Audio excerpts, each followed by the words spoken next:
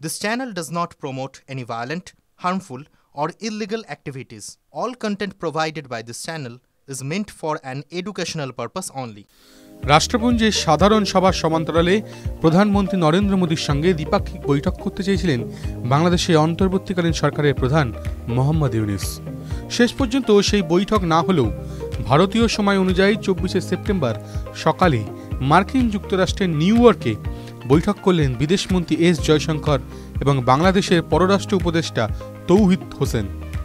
বৈঠকে দুজনেই বাংলাদেশ ভারত দ্বিপাক্ষিক সম্পর্ককে আরও এগিয়ে নিয়ে যেতে একমত হন।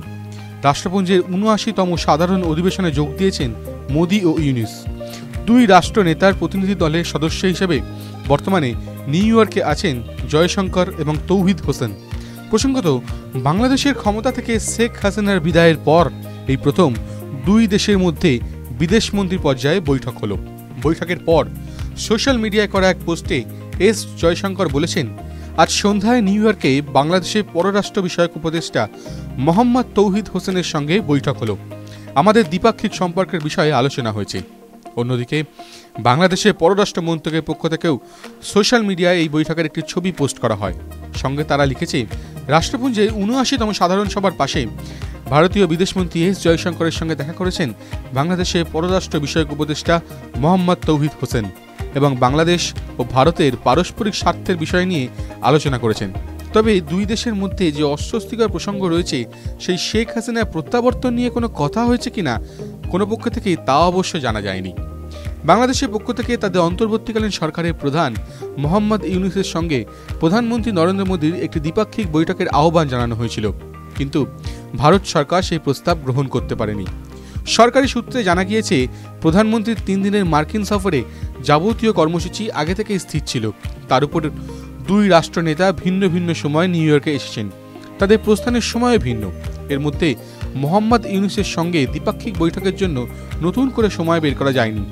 সেই কারণেই বাংলাদেশে আর্জি ফেরাতে হয়েছে নয়াদিল্লিকে। তার বদলে এদিন বৈঠক করলেন দুই দেশের বিদেশমন্ত্রীরা।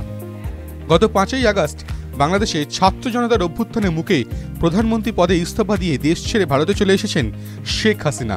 তারপর দুই বিদেশমন্ত্রীর এদিনে আলোচনা খুবই গুরুত্বপূর্ণ ছিল।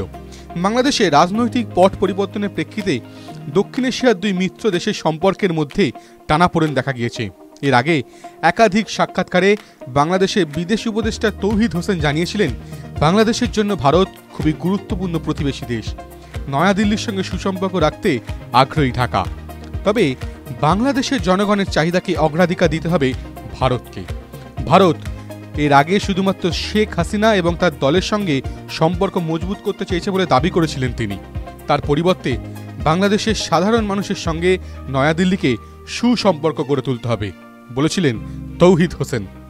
প্রধানমন্ত্রী নরেন্দ্র মোদীর সঙ্গে মোহাম্মদ ইউনূসের দ্বিপাক্ষিক বৈঠক না হলেও এদিনই মার্কিন প্রেসিডেন্ট জো বাইডেনের সঙ্গে বৈঠক করার কথা বাংলাদেশের অন্তর্বর্তীকালীন সরকারের প্রধানের। গত প্রায় ৩০ বছরে কোনো মার্কিন প্রেসিডেন্টের সঙ্গে বাংলাদেশের কোনো প্রধানমন্ত্রী বা প্রধান উপদেষ্টার দ্বিপাক্ষিক বৈঠক হয়নি। শেখ হাসিনার বিদায়ের পর নয়া বাংলাদেশ গঠনে মার্কিন যুক্তরাষ্ট্র আর্থিক সাহায্যের প্রতিশ্রুতিও দিয়েছে। কাজেই বাংলাদেশের প্রেক্ষাপটে এই বৈঠক অত্যন্ত গুরুত্বপূর্ণ হতে চলেছে। TV9 Bangla digital.